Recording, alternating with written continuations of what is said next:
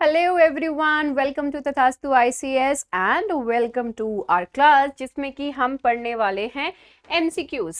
Okay, I hope आप सभी लोगों ने एनालिसिस देख लिया होगा।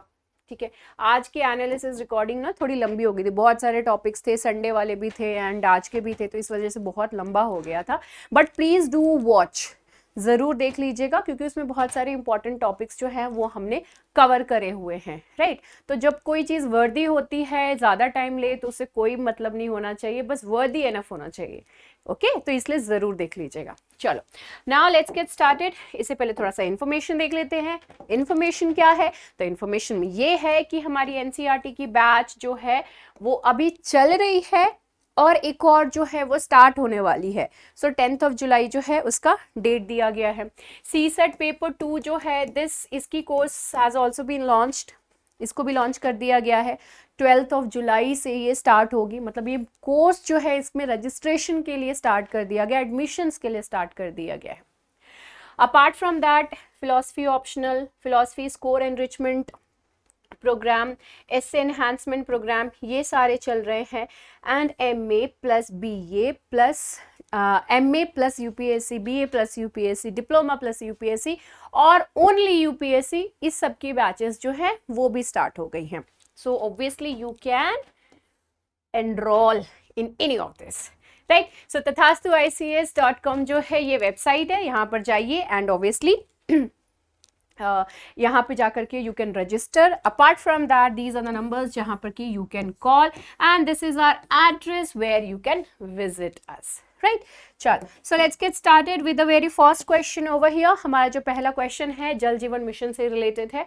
We have done this thing in the analysis. ठीक है, तो मैं इसमें बहुत ज़्यादा डिटेल में नहीं समझाने वाली हूँ। ओके, चलो, सो यहाँ पे हमारा पहला क्वेश्चन जो है वो कह रहा है जल जीवन मिशन। ओके, पहला स्टेटमेंट कह रहा है जल जीवन mission was launched in 2019 and is planned to have functional household tap connections installed in every rural household, supplying each household with 55 liters of water per person per day. Jal Jeevan Mission comes under the Department of Drinking Water and Sanitation, Jal Shakti Ministry. Then the third one is Jal Jeevan Mission is mainly concentrated on areas such as the substantial information, education and communication focused on community based approach. So यहाँ पे जो है तीनों statements, तीनों कथन दिए हुए हैं, रीड करिए and get your answer and please don't take screenshot of these। ये सभी जो है PDF फॉर्म में आपको टेलीग्राम चैनल पे दे दिया जाता है, प्रोवाइड कर दिया जाता है। तथास्तु का जो चैनल है, तथास्तु का टेलीग्राम चैनल जो है वहाँ पे, उसके लिंक नीचे डिस्क्रिप्शन बॉक्स में है। So from there you can obviously join it. So answer over here is option B. यहाँ पे जो है हमारा पहला और दूसरा स्टेटमेंट सही है। तीसरा स्टेटमेंट जो है this is actually incorrect because इसका जो प्राइमरी फोकस है, primarily it focused on the providing piped water supply to rural households. Pipe water supply जो है वो रूरल हाउस को प्रोवाइड करना, वो इसकी प्राइमरी ऑब्जेक्टिव है। While information, education and communication are important components, but that is the primary objective of this thing. Next question is related to the census. पहला statement है the census enumeration exercise in India is carried out every 10 years which began in the year of 1872. Second statement is the responsibility of conducting the decadal census in India rests with the office of the Registrar General and the Census Commissioner of India, Ministry of Home Affairs. Third is the population census is listed in the Union List of the 7th Schedule in the Indian Constitution. ये सारी की सारी चीज़ें जो हैं मैंने cover करा दी हैं, so it is better आप जो है एनालिसिस ध्यान से सुन लो। ओके, तो भारत में गणना अभ्यास वर्ष, ये जो प्रोसेस है ये बेसिकली 1872 से 1872 से शुरू होकर के हर 10 साल में किया जाता है। दूसरा है भारत में दशकीय जनगणना आयोजित करने की जिम्मेदारी भारत के रजिस्ट्रार जनरल और जनगणना आयुक्त गृह मंत्रालय के कार्यालय की है। ओके जनसंख्या जनगणना भारतीय संविधान की 7वीं अनुसूची की संघ सूची में सूचीबद्ध है। अभी आपको बताने हैं कि इसमें से कितने स्टेटमेंट्स जो हैं वो करेक्ट है। ओके तो ये तीनों ही जो स्टेटमेंट्स हैं वो यहाँ पे करेक्ट है। ये यूनियन लिस्ट के एंट्री 6 में आती है। यूनियन लिस्ट 3 लिस्ट होते हैं, ओके जिसमें कि यूनियन लिस्ट के ये एंट्री नंबर 69 में है, तो ये काम जो है वो यूनियन गवर्नमेंट का है। नेक्स्ट जो हमारा टॉपिक है it is related to the industrial park rating system. इसको बहुत ही एलैबोरेट तरीके से हमने कवर किया है एनालिसिस में। सो industrial park rating system is an extension of India industrial land bank platform which features more than 4500 industrial parks. Second is the aim of IPRS is to rate the country's industrial parks and special economic zones. Third is the industrial park rating system was indeed launched by the Department of Promotion of Industry and Internal Trade in 2018 with the support of ADB Asian Development Bank, MITI, okay इन दोनों ने मिलकर के जो है ये काम किया था। यहाँ पे आपको तीनों ही कथन दिए हुए हैं, read it carefully and give your answer. यहाँ पे हमारा जो स्टेटमेंट 1 है वो इनकरेक्ट है, 2 and 3 are the correct one. यहाँ पे ये जो IPR है, IPRS that is the industrial park rating system, it is a separate system. Okay ये जो है IILB का एक्सटेंशन, ये जो है it is not an extension of this thing, ये एक सेपरेट है क्योंकि ये रेटिंग कर रही है, that is completely different thing and according to that rating only the people they actually invest. Okay next यहाँ पे जो क्वेश्चन है it is related to the Santhal rebel. Hul Divas is observed on 30th of June annually. Second is the rebellion was led by Sidho Kanhu and Chand Bhairav, who were prominent figures from the Santhal tribe. कितने statements जो है इसमें, मतलब कौन सा जो है सही है? Choose your correct option basically. पहला इसमें स्टेटमेंट कह रहा है हूल दिवस प्रतिवर्ष 30 जून को मनाया जाता है। दूसरा स्टेटमेंट इसमें यह है विद्रोह का नेतृत्व सिद्धो कान्हू और चांद भैरव ने किया था, जो संथाल जनजाति के प्रमुख व्यक्ति थे। इसमें जो है बेसिकली दोनों ही स्टेटमेंट्स यहाँ पर सही हैं, ठीक है, दोनों ही स्टेटमेंट सही है। PM Modi in tweet message saluted bravery and the courage of the tribal freedom fighters Siddho Kanhu, Chand Bhairav and फूलो झानो ऑन हूल दिवस। ठीक है, तो इस वजह से जो है इसके ऊपर ये क्वेश्चन, संथाल रिबेलियन वो अपने आप में बहुत ही फेमस और बहुत ही इंपॉर्टेंट टॉपिक भी है अपना। ओके सो हूल दिवस, जिसको कि संथाल हूल या फिर संथाल रिबेलियन डे के तौर पे भी मनाया जाता है, एनुअली इसको कॉमेमोरेट किया जाता है, ये जो संथाल रिबेलियन हुआ था उस चीज को लेकर के। एंड ये जो है 1855 1855 से 56 तक जो है ये चला था, मतलब लगभग 1 साल का पीरियड में। उसके बाद ऑब्वियस सी बात है that it was suppressed by the Britishers. Next question है which of the following countries has introduced the digital silk road? किसने जो है डिजिटल सिल्क रोड जो है उसको इंट्रोड्यूस किया है? निम्नलिखित में से किस देश ने डिजिटल सिल्क रोड की पहल शुरू करी है? जापान, चाइना, चीन, मलेशिया, वियतनाम। ओके अब बताइए जो इसमें कौन सा जो है आंसर है?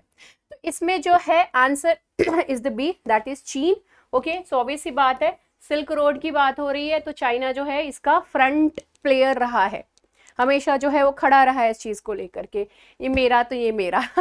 ओके सो इसको जो है लॉन्च किया गया था 2015 में। इसका ऑब्जेक्टिव क्या है? Expansion of the information, expand information exchanges and digital cooperation with the emerging economies and developing economies, जो कनेक्ट करना है, इंफॉर्मेशन एक्सचेंज करना है and all. So China is expanding tech lead through digital silk road, so this is the thing. Now चलो, now let's move on to the next topic. इसमें 2 statements आपको जो हैं वो बेसिकली दिए हुए हैं, 2 स्टेटमेंट्स आते हैं। स्टेटमेंट 1 नैनो यूरिया के ऊपर है ये। So nano urea is developed and patented by the Indian farmers fertiliser cooperative limited, that is IFFCO. Statement 2 nano urea is the only fertiliser approved by the government of India and included in the fertilizer control order. नैनो यूरिया का विकास और patent भारतीय किसान उर्वरक सहकारी limited द्वारा किया गया है। नैनो यूरिया भारत सरकार द्वारा अनुमोदित और उर्वरक नियंत्रण आदेश FCO में शामिल एकमात्र नैनो उर्वरक है। Okay, let's see the answer. So यहाँ पे जो दोनों ही स्टेटमेंट्स हैं वो करेक्ट है। आपको ये जो है वो याद होगा, in the image there is IFFCO, तो इमेज को भी रीड करना बहुत ज्यादा इंपॉर्टेंट हो जाता है, राइट? चलो, now let's move on to the next question. Which of the following statements about sickle anaemia is true? Sickle cell anaemia के बारे में निम्नलिखित में से कौन सा कथन जो है वो सत्य है? पहला है, it is caused by a bacterial infection, it affects the shape of white blood cells, it is a group of inherited disorders known as sickle cell diseases.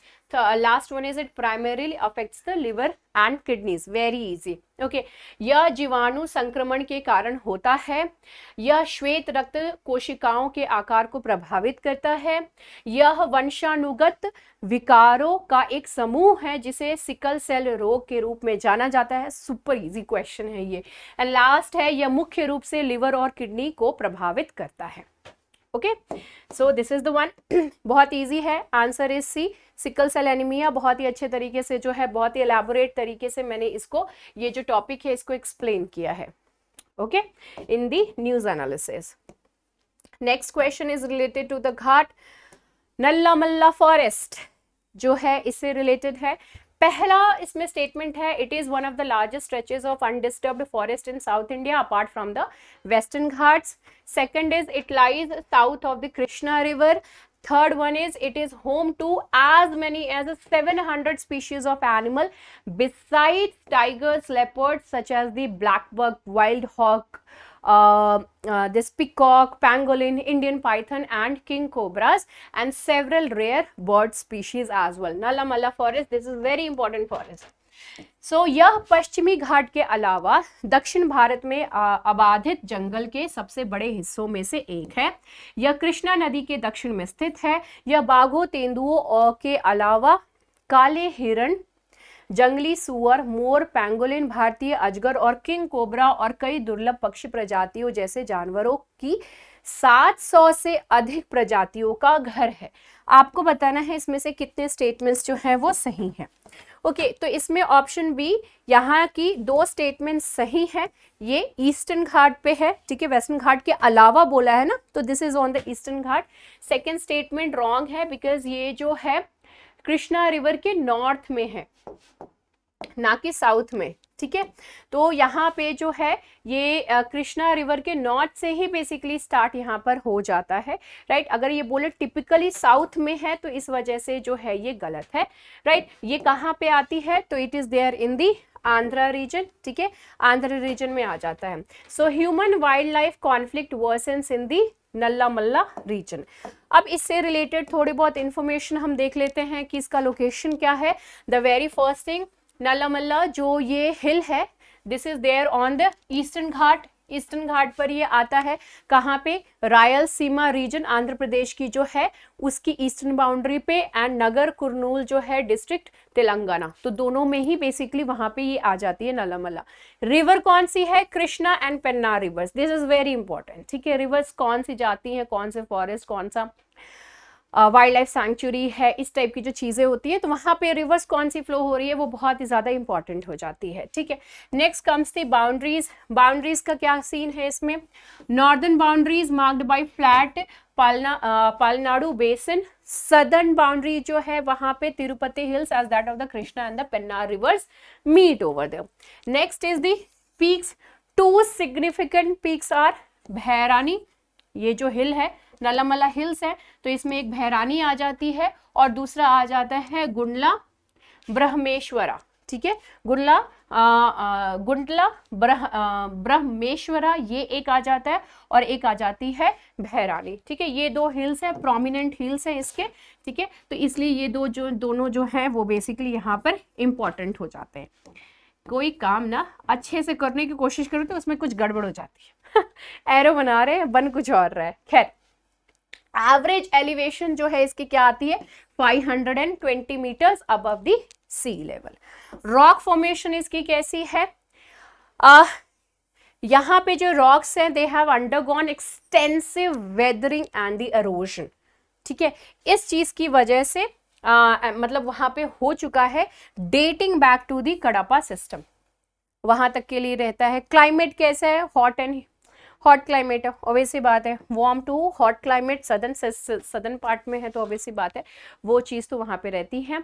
यहाँ पे कोई इंडिजिनियस ट्राइब है क्या, तो यस यहाँ पे एक इंडिजिनियस ट्राइब है, दैट इज दी चेंचुस और Chenchus, this is the tribe which is there.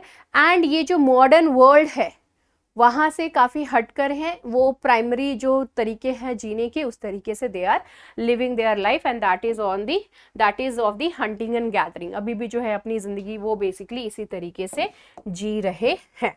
Okay so हमारा देख लीजिए न्यूज़ एनालिसिस जो है वो एलैबोरेट तरीके से अच्छी तरीके से कवर हो जाती है, तो ये एमसीक्यूज को कवर करना बहुत ज़्यादा आसान हो जाता है ना। आई होप आप लोगों ने न्यूज़ एनालिसिस अच्छे से पढ़ा होगा। We put in lot of effort, यहाँ पे 1.5 घंटा खड़े होकर के बोलते हैं तो आप ही लोग के लिए बोल रहे हैं, तो उस चीज़ को थोड़ा यूटिलाइज करिए, राइट। एंड जो आप पढ़िए ध्यान से, इसकी पीडीएफ जो है दोनों की ही पीडीएफ वो that will be provided to you on the Telegram channel, तो वहाँ से आप डाउनलोड कर लीजिएगा। ओके चल, so see you in the next class, bye bye, take care and have a great time.